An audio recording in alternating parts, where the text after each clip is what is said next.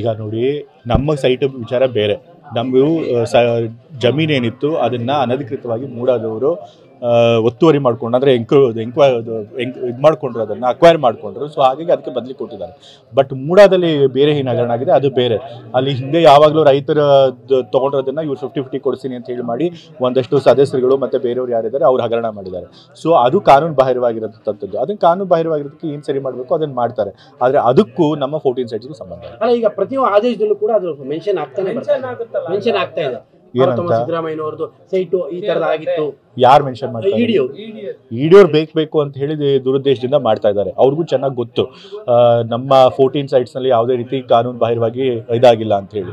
ನಮಗೆ ಕೊಟ್ಟೋದು ಕಾನೂನಾತ್ಮಕವಾಗೇ ಇದೆ ಅಂತ ಅವ್ರಿಗೂ ಗೊತ್ತು. ಆದರೂ ಕೂಡ ಬೇಕು ಅಂತ ಹೇಳಿ ಅವ್ರ ಮೇಲೆ ಪಾಪ ಭಾಳ ಪ್ರೆಷರ್ ಇದೆ.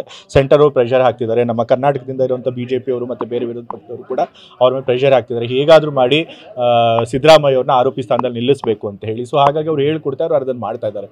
ಇವತ್ತು ಯಾವ ತನಿಖಾ ಸಂಸ್ಥೆ ಕೂಡ, ಸೆಂಟ್ರಲ್ ತನಿಖಾ ಸಂಸ್ಥೆಗಳು ಯಾವುದು ಕೂಡ ಸ್ವತಂತ್ರವಾಗಿ ಕೆಲಸ ಮಾಡುವಂಥ ಪರಿಸ್ಥಿತಿಯಲ್ಲಿ ಇಲ್ಲ. ಅದೆಲ್ಲರಿಗೂ ಗೊತ್ತಿರುವಂಥ ವಿಷಯ.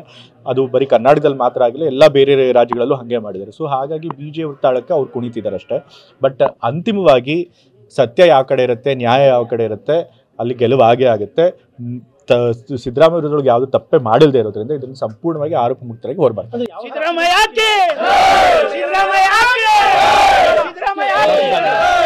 ತನಿಖೆಯಲ್ಲಿ ಯಾವ ಸಾಕ್ಷಿಗಳು ಸಿಕ್ಕಿಲ್ಲ ಅಂತ ನಿಮಗೆ ನಂಬಿಕೆ ಇದೆ? ಹೌದು, ಖಂಡಿತ.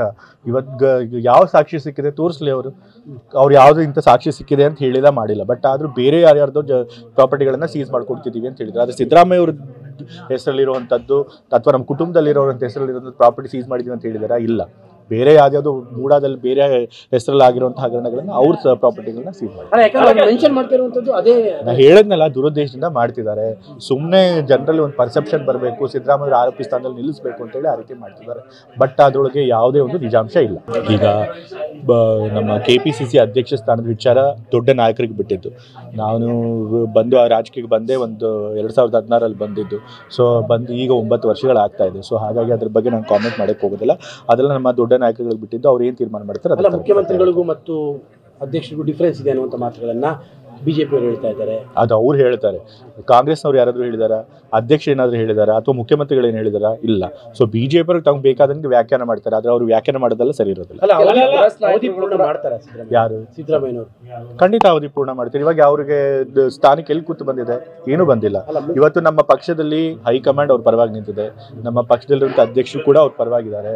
ಯಾರು ಕೂಡ ರಾಜೀನಾಮೆ ಕೊಡಿ ಅಂತ ಕೇಳಿಲ್ಲ. AICC ಅಧ್ಯಕ್ಷರು ಖರ್ಗೆ ಅವ್ರ ಪರವಾಗಿ ನಿಂತಿದ್ದಾರೆ.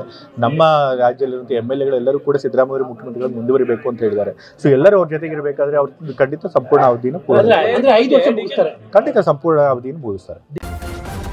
ನ್ಯೂಸ್ ಫಸ್ಟ್, ನಿರ್ಭೀತಿಯಿಂದ ನಿಮ್ಮ ಪರವಾಗಿ.